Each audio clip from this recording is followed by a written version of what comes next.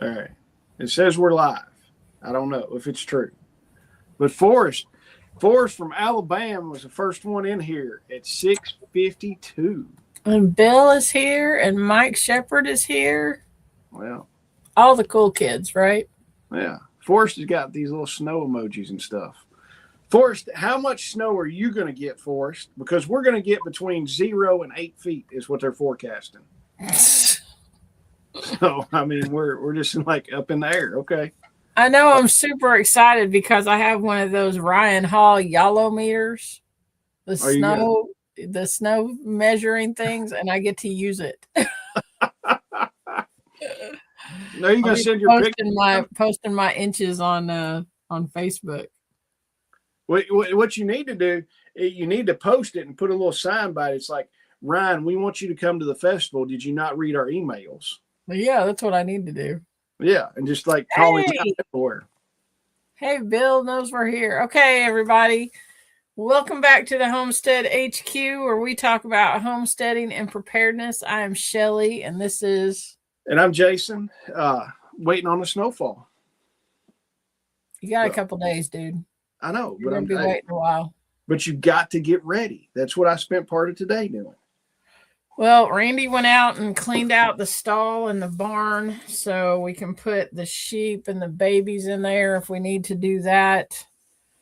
We've got hay out. We've got extra feed and all that kind of stuff. So I think we're good.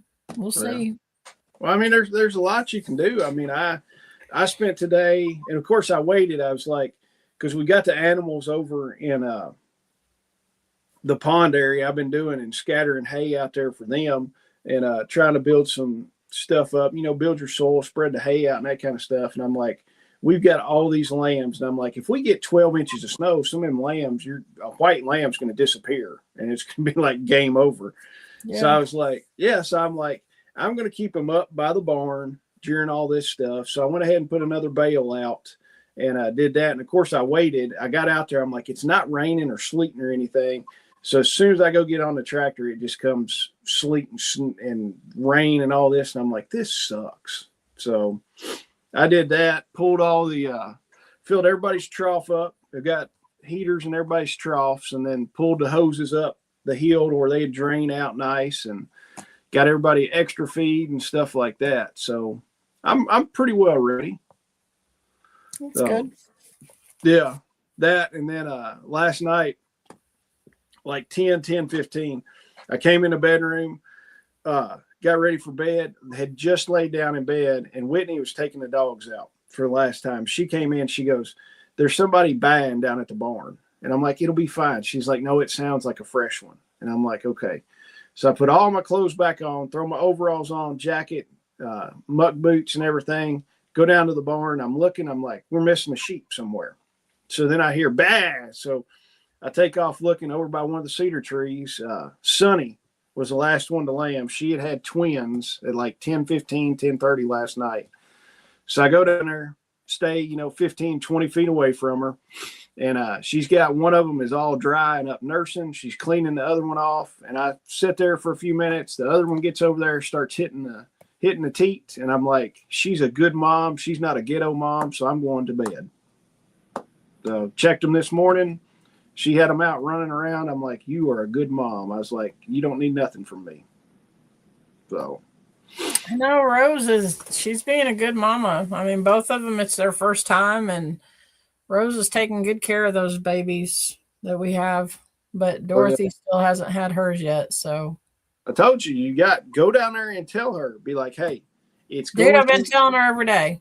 You got to do the knife hands. I'm like, come on, Dorothy, let's get your crap together. We got to get this done. And she just looks at me. Yeah. So look, Stephanie's here in Jackson, Tennessee. Lawrence is here. So, Stephanie, you might need to talk to Bill sometime because Bill's in Jackson, Tennessee. Yep. So, Bill says Walmart was a zoo to get today at the gas pumps. He's got 40 gallons of non-ethanol fuel. That's the way to go. the non-ethanol. Let's see. Forest, I'm putting 5 rounds of hay out, and then wishing the cattle good luck, and then going inside till spring. Are you supposed to get bad weather down there, Forrest? Is it supposed to go that low? I saw somebody put on that Texas was probably going to be shutting down for 3 or 4 days. Yeah, so I guess they're supposed to get it too. I didn't realize. It's supposed to be getting all the way down low Alabama, I think. Hey, Jeanette's in the house. Well, yeah, but I think down a good ways down in Alabama, it's going to get some nasty stuff. Well, so I don't know. We're going to see how it tracks. I mean, who knows? So. I know.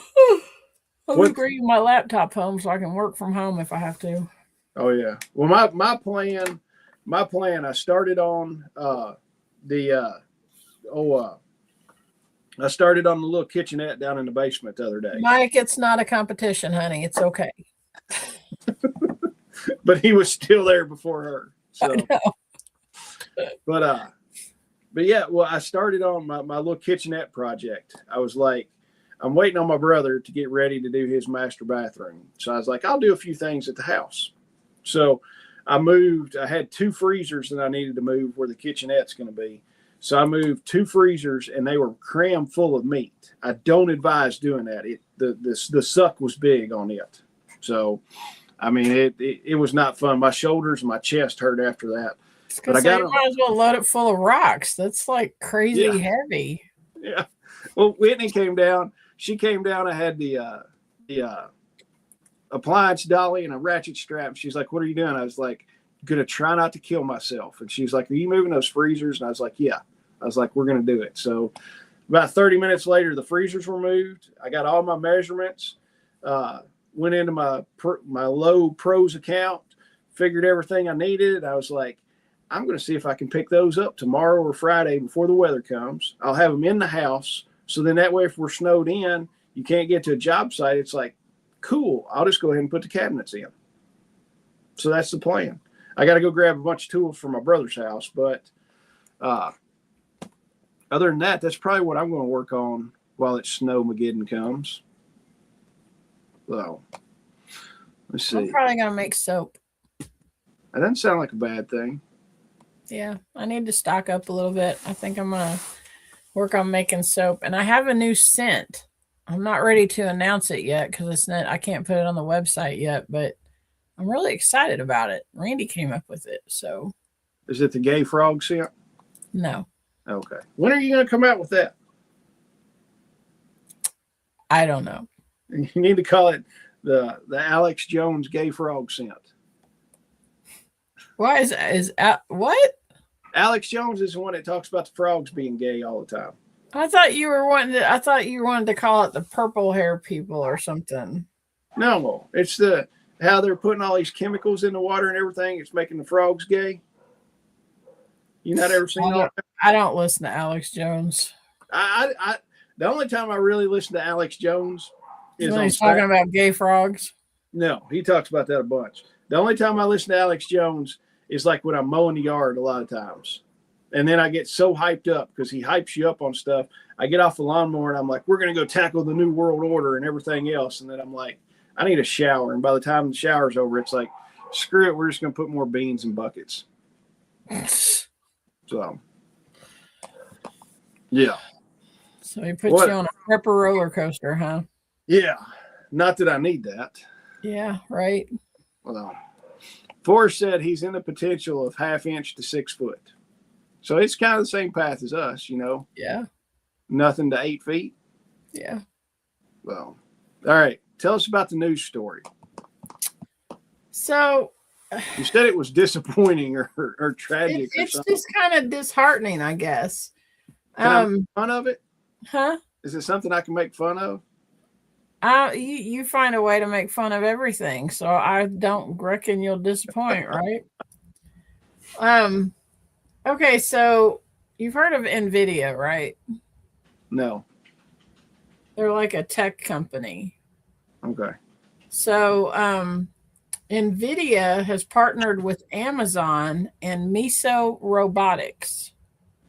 And Nvidia is a huge tech company, and you know how big Amazon is, right? Yeah. It says, okay, they've partnered with Miso Robotics to perfect the next generation of Flippy. Miso's new fully commercial AI powered fry station robot for restaurants. They made this robot, okay, and it's called Flippy. It says that Flippy already has 200,000 plus hours for brands like White Castle under its belt. With the $1 trillion fast food industry facing 144% annual employee turnover rates, Flippy provides the perfectly cooked fried foods 24/7 and can boost profits up to 3 times. So, the reason this caught my eye is because, you know, like back in 2020, and maybe it was before 2020, there was a bunch of fast food workers that were raising Cain about wanting $15 an hour for fast food jobs, right? And I'm not getting into a debate whether or not that's right or wrong or whatever. Whatever. But on the consumer side of that, $15 an hour for a wage for a fast food place, all that says to me is that the cost of my food's going to go up, right? And it has. Like, you can't go to a fast food place now. I mean, unless they have some kind of special or something, you can't get out of there for less than $10 a person. No. You know, and used to you could get like $5 meals and all that kind of stuff. And you go to fast food places, especially in big cities, and you walk up to a kiosk and order your food. And then they want a tip. Well, not just that, but you don't even interact with a person to put your order in. Right. So they were like, yes, we'll give you we'll give you $15 an hour, but then they took jobs away and gave them to computers. Yeah. And now they have this Flippy, this fry station robot. They don't even need people there to cook the food now. They've got robots to cook the food. Oh yeah. I mean, you have to look at this and be like, how did they not see this coming? Yeah. Well, I mean, I see. All right. One downside of it is, like, in my opinion, the fast food industry was made for high school and college people as a part-time, as like a stepping stone to do that. Right. That's not like a job that you don't want to be your career. It's like, I'm the fry dude at McDonald's is my whole goal in life. You shouldn't have that. Some, acne-ridden kid should be over there cooking fries and then worrying about his girlfriend, what he's going to do when he gets off. That should be what that is. One of the upsides is you're not going to have hairs in your White Castles anymore. That's true. So, but that might be what makes them so good is the hair that falls in the White Castle when they cook it. You never know. Never know. But when I was a kid, so, like White Castle's been around for a long time. When I was a kid, usually, I don't know, a couple times a month, my dad would want White Castles. So my mom would go down and, get like the big, huge bag of them or whatever to bring home. And I remember they had a window that was right there at the fryer. And so, like, while my mom's ordering, I'm standing there at the window watching, and like it was like shuffling cards. Yeah. They would lay out those patties, and they had like 5 holes in them, and then they would sprinkle them with the stuff and put pickles on them, put cheese on them, whatever, and then put the buns on them, and it was all on this big fry table thing. And it was the neatest thing in the world to stand there and watch them do that. Oh, but now they got Flippy. They don't need anybody to do that, right? Yeah. Newman is here. Newman, how are your hands from the surgery? She had carpal tunnel surgery. And then Michigan Silverback's here too. And then Ken Squatch is here too. I don't know. Like, see, you grew up because you're from Indy. Y'all had White Castle. See, we had Crystal. And yeah, it's not the same. I know, because Crystal is far superior than White Castle. No, it's not. Man, I would. And the bad thing is, like, as nasty as the Crystal was in Bowling Green, it finally closed, and now you can't get Crystal burgers in Bowling Green.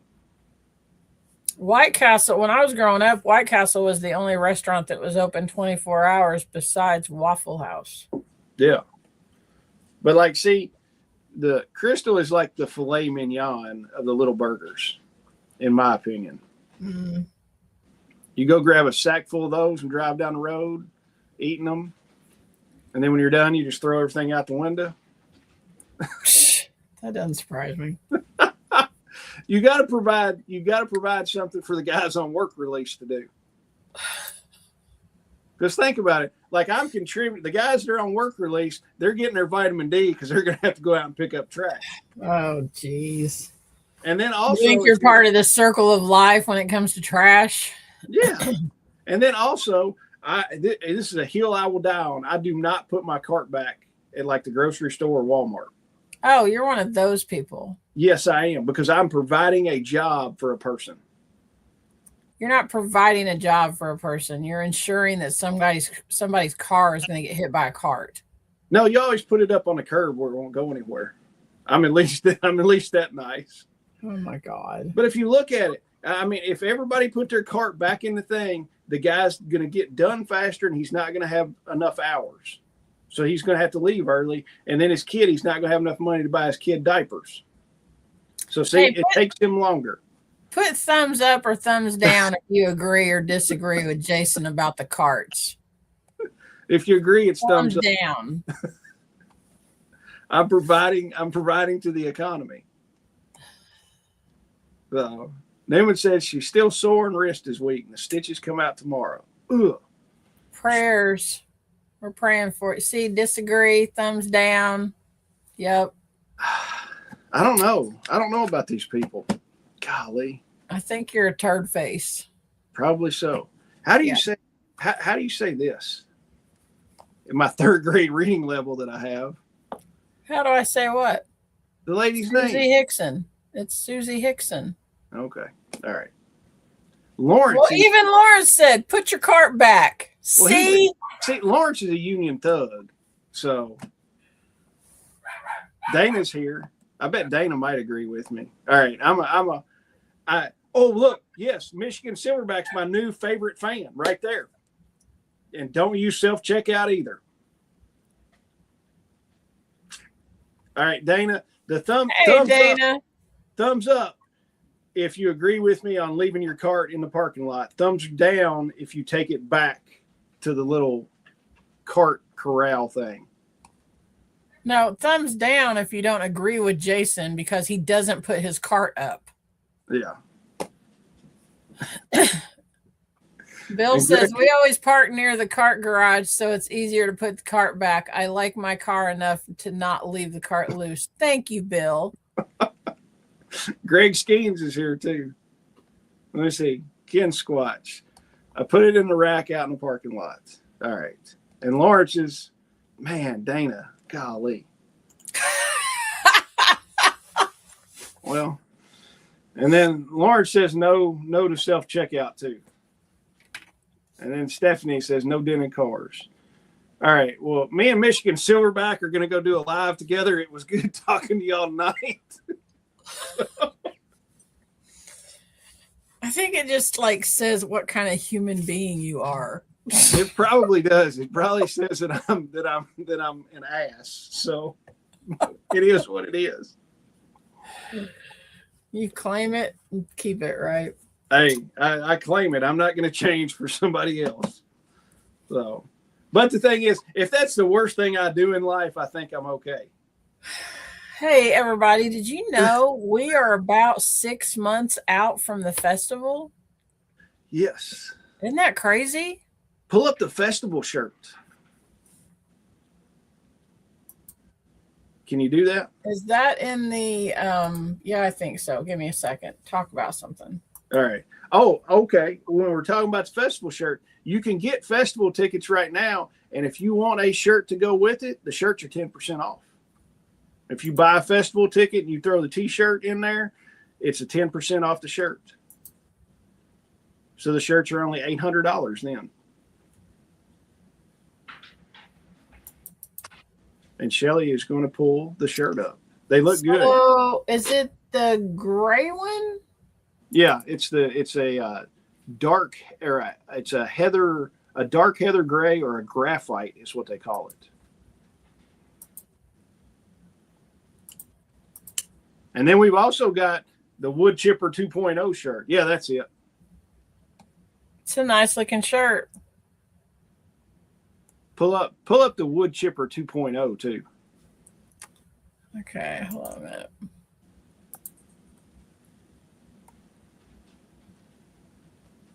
Jeanette, we hope your back's feeling better too by the Festivus.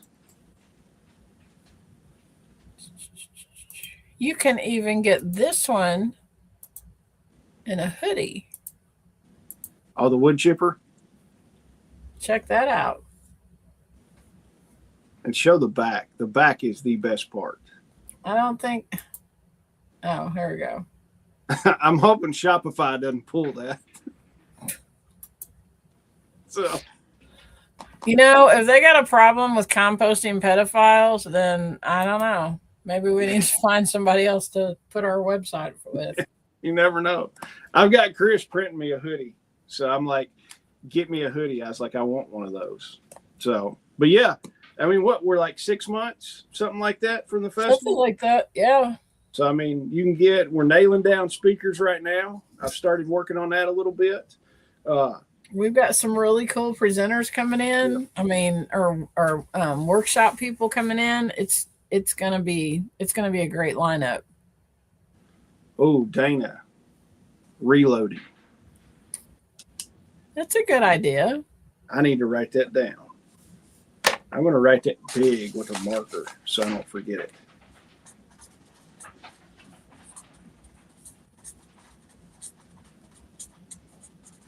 All right. Dana? Did you see what Bill said? Pull it up. He said, Miss Kate says I'm an ass a lot. It's just who I am. Has nothing to do with carts or self-checkout. Well, Bill, we still like you. Yeah.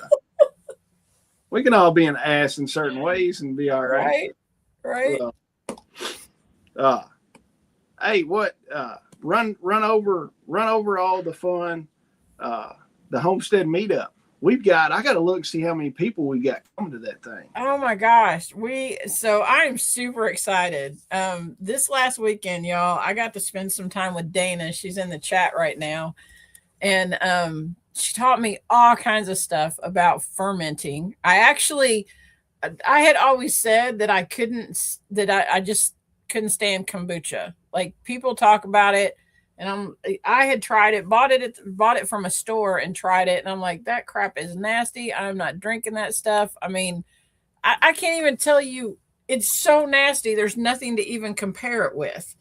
And so her and I are sitting there talking about it. She's got a jar sitting on her counter that has kombucha in it that she's been making. And it just looked like sweet tea with the big things floating in it. Like, because what's floating in it is called a SCOBY.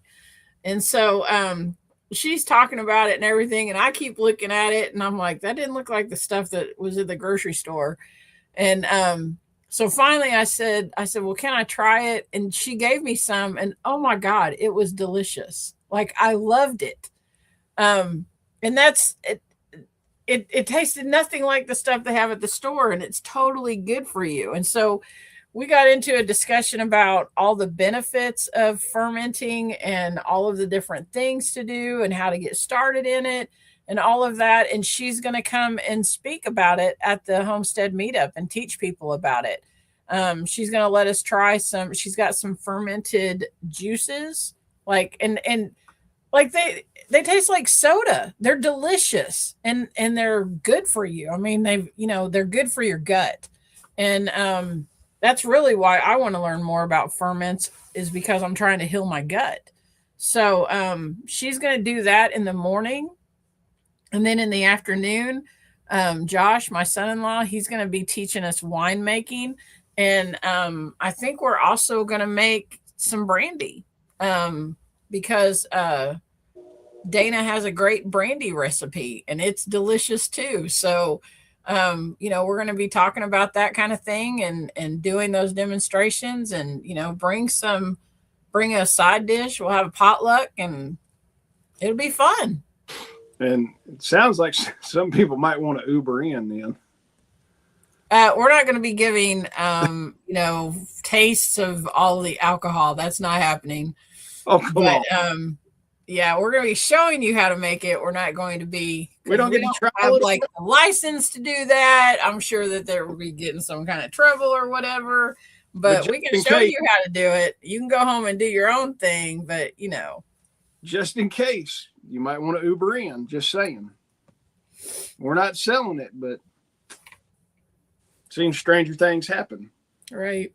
I've consumed a lot of alcohol out on Western's farm when I was in college there. We're going to have a good time. It's going to be on January 31st from 10 to 2 at the WKU Ag Expo Center.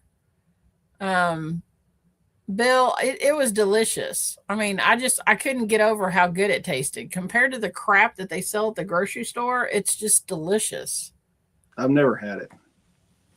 I would have never dreamed it tastes that good. And I am not a tea drinker because kombucha is fermented tea. Right.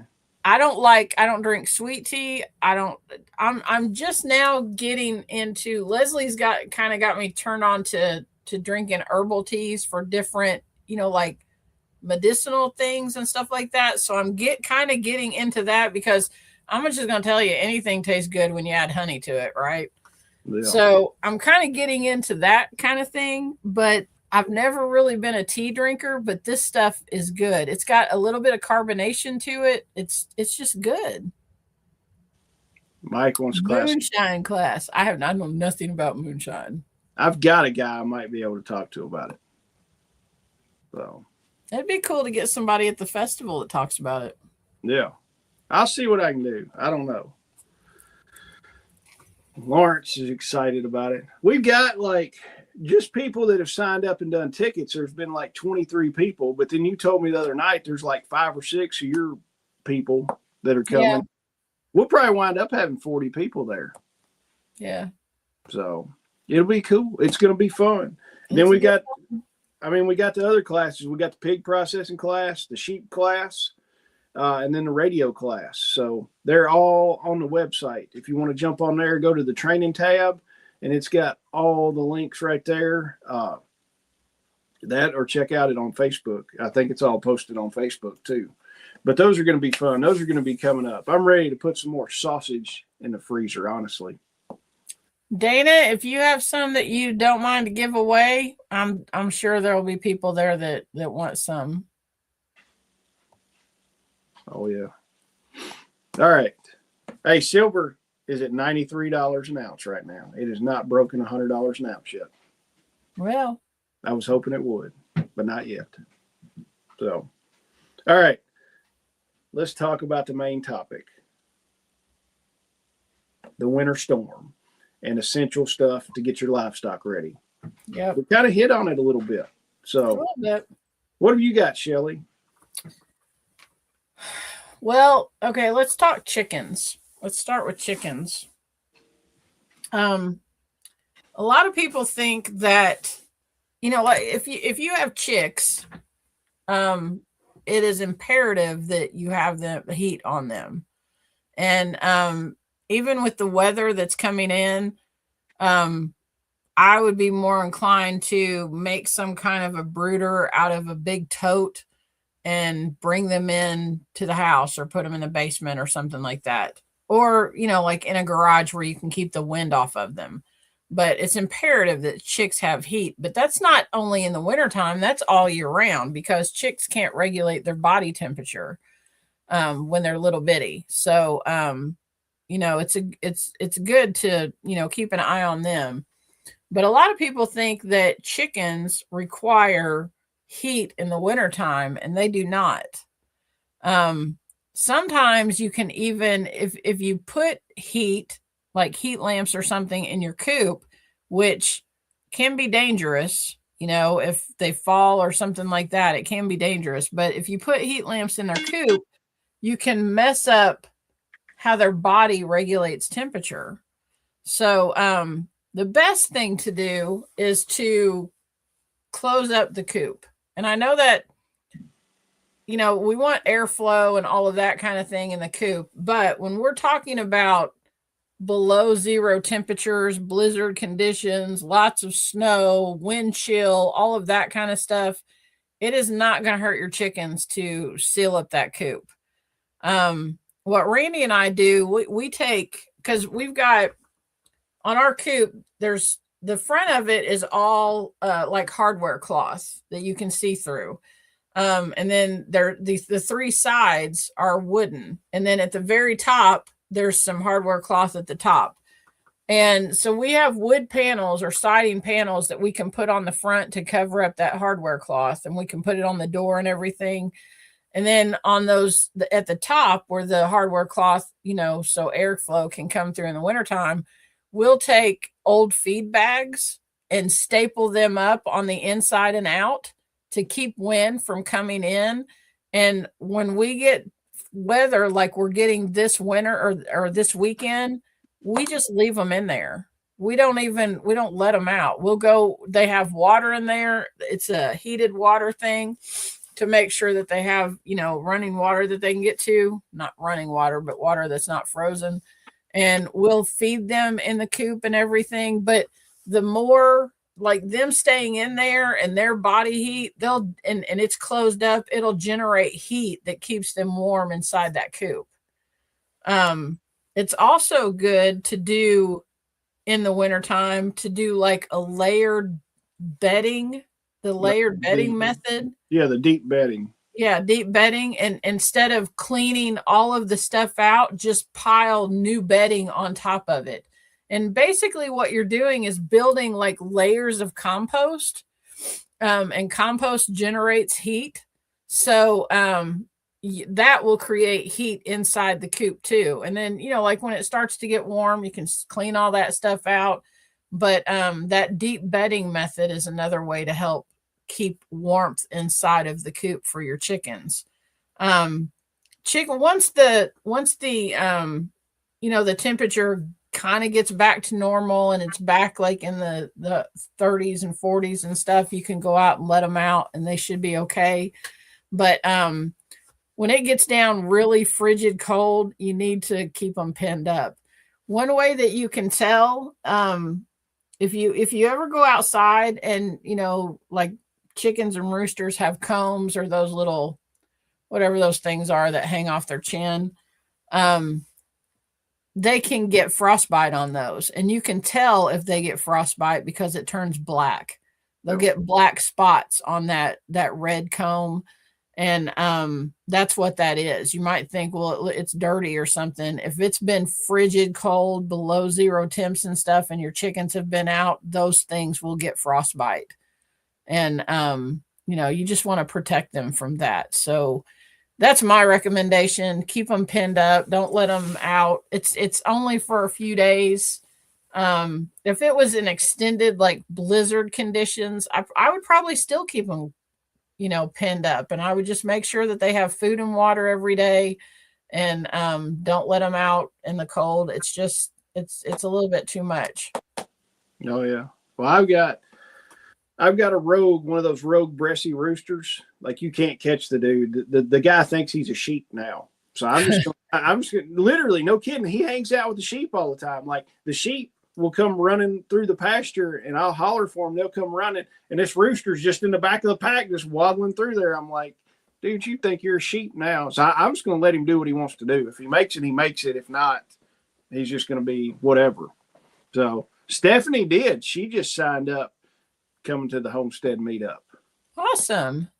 So, but yeah, I just saw it come through. But yeah, the big thing, and of course with any animals, if you can keep them dry and out of the wind, I mean, Mother Nature and God has already created, you know, the deal for it. It's like, keep me out of the wind and keep me out of the rain. I'm pretty good, you know, even if it's down to 10 degrees or 0 degrees outside. Yeah. So, I mean, like I've done it before, like my barn off the back of the shop, I have taken that for a bunch and went in there, spread straw out super deep in the whole barn and all this, closed one of the doors, and I'll go down there when there's snow and I'll look and the sheep are sitting underneath the cedar tree. And I'm like, you've got a nice dry barn, but you want to go sit underneath the cedar tree. So I'm just like, okay, whatever. So, yeah. Bill has a Banny Silky who thinks she's a pig.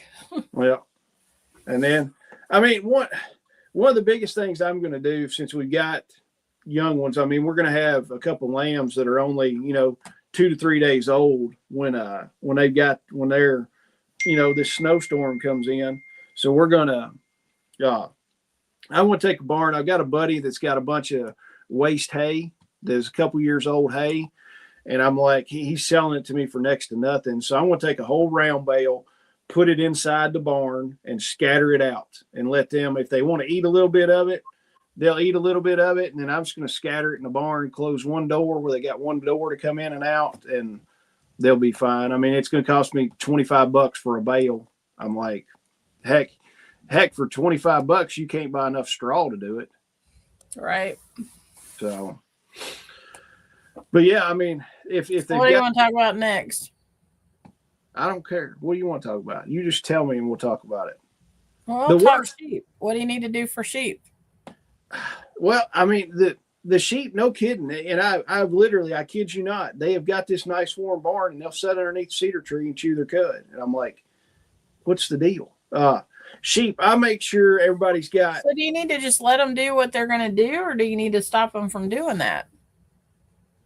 I've not. Yeah, the only time I did have a newborn baby last year when it got god awful cold, froze to death, but it was like three hours old. Right. And it was one of those things. There was like no stopping it kind of deal. On this, the big thing with as much snow as we're going to have. I mean, if they're calling anywhere from 8 to 16 inches or whatever, I mean, these lambs are only a foot tall right now, some of them. So, I mean, they'll do in a white lamb out there in the snow, that dude's done. You're not going to see it. Yeah, you're not going to be able to see what it does. I personally like to bring them in closer to the barn to where they're not doing anything. Today I put that bale of hay out. I got some real nice rolled hay. I mean, this is like horse quality hay. Got it out there, set it back in the barn paddock. And right now they're still running in the pond area, and got them out there. But Friday afternoon, I'll call everybody back to the barn, close up the gate, and keep them in a smaller area to where then that way the lambs aren't going to get lost. Because that's the biggest thing. If a lamb gets lost and he gets too cold and can't find his mom, it's kind of game over then. Yeah. So I like to keep them to where I can see them and I can go out there and they're in a small area. Yeah, it kind of sucks keeping them confined for a few days, but it's better than losing a lamb or two. Well, we brought ours up close to our barn. It's actually where we used to keep our big hog, and kind of made that whole area smaller. There's no grass out there for them to eat, but we've been putting hay out for them and all of that. And it's easier to get to them if we have to. If we have to take them into the barn or something, it's easier instead of chasing them around the field to try to get them or go get them down the bottom or something like that. And then when the weather passes, we'll open that up and they'll be able to go back out there. Yeah. And then, of course, Mike says paint them black. Of course, Mike. Yeah. So. What about cows?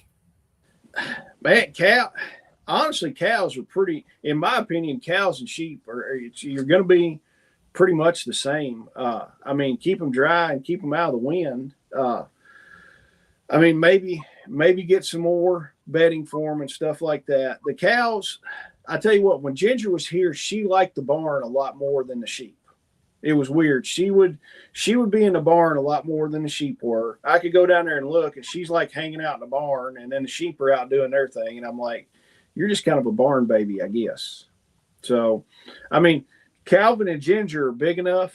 I mean, they're going to regulate, and you see these cows and stuff outside, and they've got snow all over their back and everything. And it's like, oh my gosh, people are like, oh my gosh, those cows are mistreated and everything like that. They've just got snow on their back. And it's like, That means if an animal has snow on its back, its fur or its hide is doing what it's supposed to. Did you know that? No, I didn't know that. Yeah, because if you look at it, their fur and their hide is made to insulate their body heat. So if there is snow on top of their fur, that means their fur is holding the insulation in, and all that heat's not coming out. That's so, okay. It's the same thing with your jacket.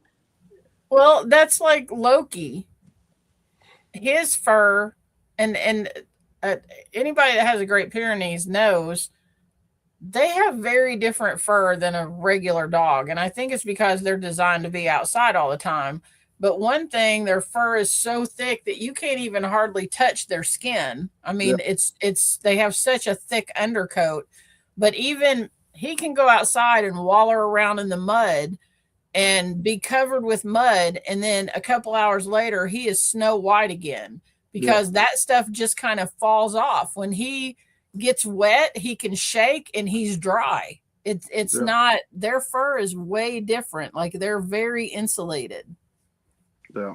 And that, it's like Lawrence was saying, I was going to say that too. You can tell in the wintertime the houses that are insulated good and the houses that are crappy insulated, because the houses that are insulated good and holding the heat are the ones that have snow on the roof, and the crappy ones.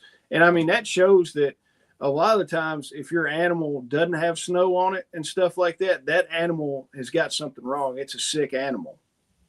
So there's something else going wrong with it. Newman, good night. She's got to be up at 4 a.m. Ugh. Same, Newman. I won't be up at 4. I might be up at 5, maybe.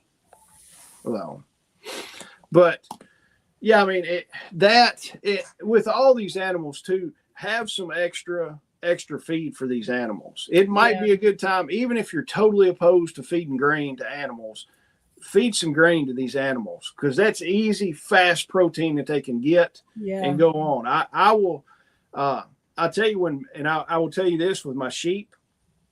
When we're getting close to lambing, I go buy, and some people might not like it, but I buy a protein tub for the sheep that is a sheep protein tub without the copper in it, or very, very little copper in it. But I'll buy that just where those ewes can get some extra protein. And it goes against the whole, I'm doing all grass fed and all this stuff. I do that. And I will feed the sheep some grain every now and then, just to get them to go where I want them to and stuff like that. But we're not, we're not feeding tons of grain every day and fattening them up on grain. They're getting fat on hay and forage.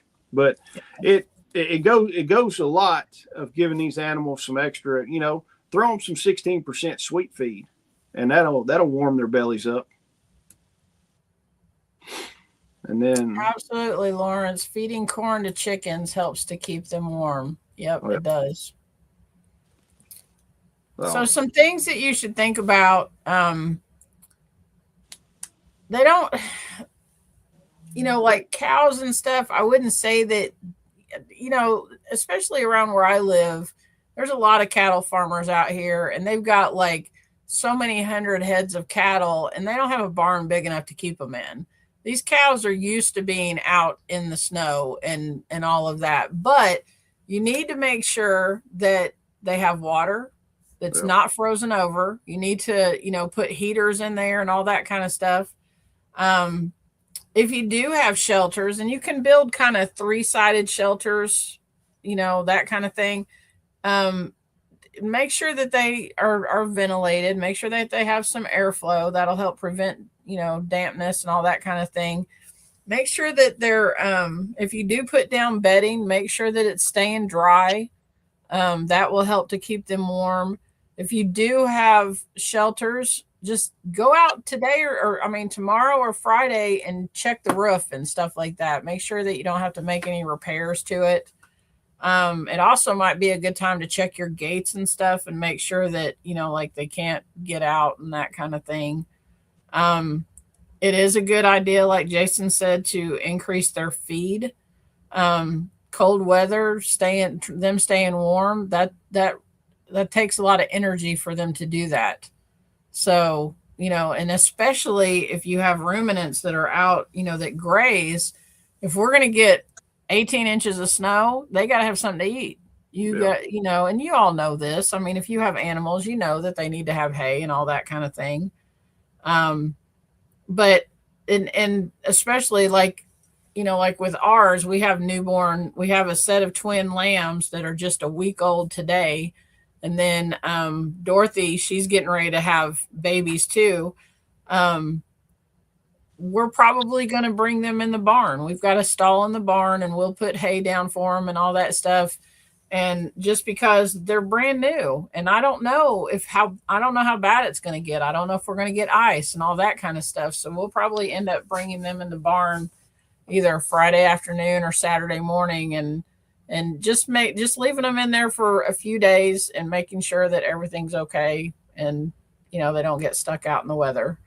So, and another thing, hogs, it's a good thing for hogs to have some kind of shelter to get into. I know some people have big hog farms and stuff, and they're all out in the pasture, and a lot of times hogs will just gather up under a tree or something like that, and that's fine, especially if they're used to being out there. But hogs are very similar to us, and they typically, depending on the breed, not all of them have like a whole lot of hair. They do have a whole lot of fat to keep them warm, but it is a good idea to have a little bit of shelter for them too. Oh yeah. I think the hardest thing about the wintertime and everything, I can get around in the snow and fine. That's not my biggest thing. My biggest thing I hate about the wintertime is water. Yes. That I agree. That's the hardest part. Yeah. And most people are like, oh, it's cool outside. The animals don't need that much water. But if you look at it, I track, because mainly we've got sheep that are eating, and when Ginger was still here, we had animals that were eating forage. We're not feeding grain and all this kind of stuff. You can tell a major difference even when it's 90 something degrees outside in the summer, but the animals are eating green grass that has moisture in it. Yeah. They will go less. They will drink less water because they're getting moisture from their forage. Right. They drink just as much, if not more, water when they're on hay, because they're eating stuff that's bone dry. Yeah, it's dry. Yeah. So, you can look at that, and then people are like, well, they don't need as much because it's cool outside. They probably need more. And I kind of keep track of how much water they're drinking and stuff. But that water is the biggest obstacle, I think, for any homesteader or person that's having animals. The water's the worst thing in the wintertime. And I do, like, today I watered everybody. It was up above freezing. I knew my hoses were all thawed out. So I hooked everything up, filled all the tanks up, and, got heaters, all that stuff. And then as soon as I get done with the hoses, I pull them up the hill towards the house, so they all just drain out nice. And then it doesn't matter if it's 10 degrees outside and your hose is clear of ice. You can take that thing, fill your trough up that hopefully you got the heater in, and then as soon as you're done, pull that joker back up to the hill and let the water roll on out. And I saw a dude, and I want to do it, and I've probably got the fittings down in the shop, but he took a plumbing fitting on the end of the hose and put an air fitting on it. And he would take, when he was done with the hose, hook his air compressor on it and blow air through there just to make sure most of the water got out. That's a good idea. And I'm like, dude, it would take like 10 minutes to do it. And I probably got the fit. I might not have the air fitting, but you can pick all that stuff up at Lowe's. And it probably wouldn't be $5 to make it, because I don't know how many times I have cussed before when I forgot to do that. And I got to get my weed burner torch out in the driveway and thaw the pipe. So my wife drove up one day, and I was having to thaw the garden hose out, and she came down. She goes, "Why in the hell are you out here with the flamethrower in the gravel?" And I was like, "I'm thawing the hose out." And she's like, "You're catching the leaves on fire and everything else too." And I'm like, "It'll be all right. Don't worry about it." Well, but yeah, if we could solve one problem, it would be having animals watered in the wintertime. Yeah. So that's also remember salt blocks. They need that too, along with the water. So just throwing that out there.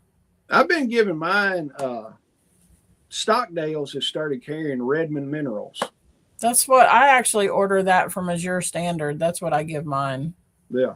They've got the Redmond salt and minerals with it. And man, they tear that stuff up. When I go down and give them grain, I don't just do free choice on it. I've got when I'm going to give them some grain, I'll mix some of that in and throw it in there, and man, they scarf that stuff up. What's Mike says that their water tanks are frozen up, so he has to haul buckets of water from the house rain catchment to all the pigs and chickens.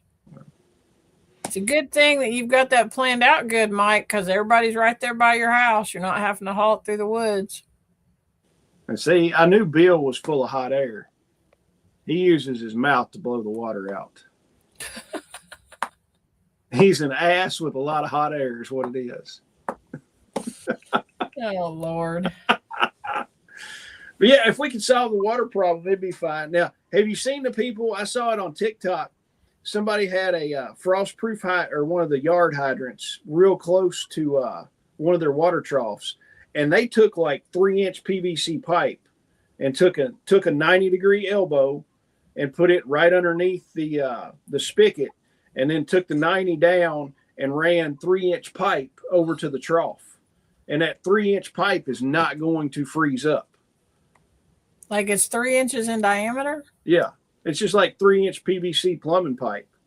And the thing is, it just ran down through there. And I'm like, because you're never going to fill a 3-inch pipe up with water just running out of a spigot if the ends are open on it. But I'm like, golly, I got to run like 60 feet over to the sheep trough. I'm like, I'm not doing that. Lawrence said that his tank froze up too. Well, hey, Michael Osborne's here.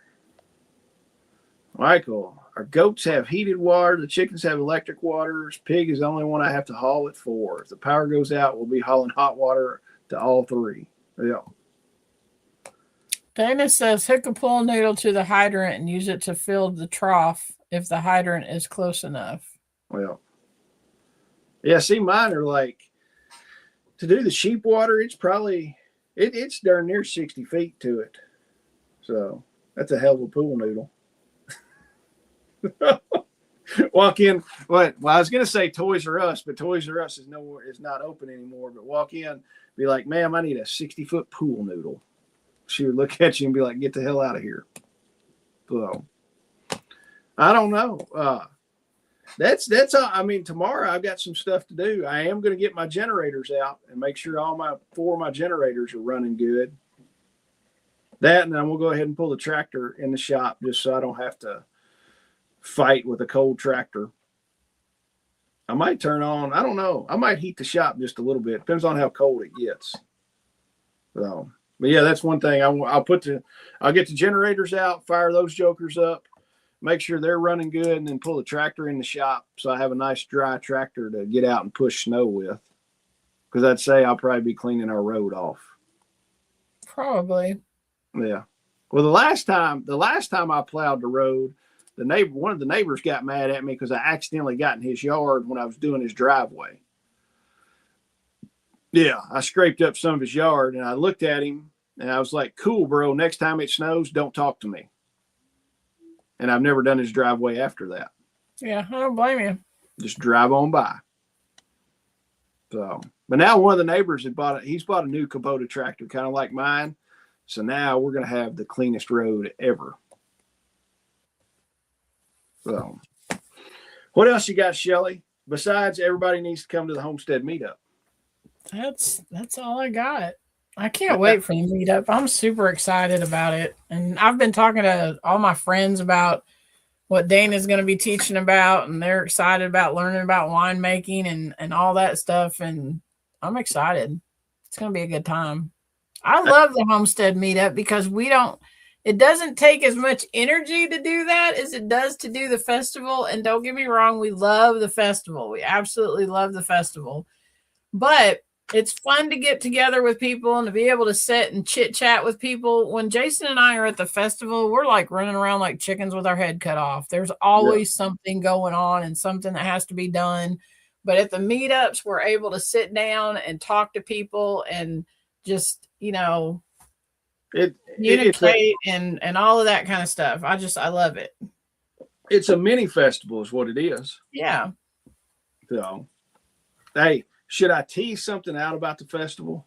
And you have no idea what I'm going to tease out. I don't know. There's rumors that on Thursday, there's going to be a full day medical class there. Yeah, I knew about that. But you didn't know what I was going to say. You didn't know which rumor I was going to put out. But there's rumors. Put it on your calendar. Thursday before the festival, there's going to be a special medical class that is going to be given. So people will be interested in that. And there's probably going to be some other medical classes offered very, very soon. So be on the lookout for that. So guys, hey, don't forget, if you buy your tickets to the festival and you do it, you throw the shirt in there and you get 10% off the t-shirts. And then we'll get those jokers printed out and sent to you. So then that way you can have your shirt for the festival. Because I don't know if we'll have any shirts at the festival. It just depends on if the t-shirt guy comes. Yeah. So it's going to be a good time. It's going to be fun. All right, guys, if you need anything, hit up the website, check it out. If you need anything, shoot one or two of us an email and we'll answer your questions. Other than that, I think I want to go hang out with Lincoln for a few minutes before he goes to bed. I'm going to go to bed. Yeah. All right, guys. I appreciate y'all being here a bunch. We'll be back next Wednesday. I'll be on here Friday morning for some kind of fun shenanigan stuff. Hey, y'all be careful this weekend. Take care of yourselves. Well, don't get out and do anything crazy. Make sure if you go out and you're fit, make sure if you're out on your homestead, whatever, taking care of animals or whatever, make sure people know where you're at. Yeah. I always have to tell Randy Randolph, he comes in and he leaves his phone in here and all that kind of stuff. And phones kind of make me crazy too, but when I tell him all the time, when you're by yourself out there with those big hogs, it's muddy, it's raining, all that stuff, take your phone. Because if you fall or something happens, you got to call somebody. So just make sure that people know where you're at. If you need help with something, get people to help you. Don't try to do stuff on your own. This weather is nothing to sneeze at. So take care of yourselves. Yep, 100%. Know where people are at your place and all that. And guys, I will see y'all Friday morning. And remember, don't push your cart back into the cart corral. Leave it like a man. Don't listen to him. Don't listen to him. You leave it. That's a schmuck move. Don't listen to him. All right, guys. We'll see y'all next Wednesday. Y'all have a good weekend and be careful. Bye.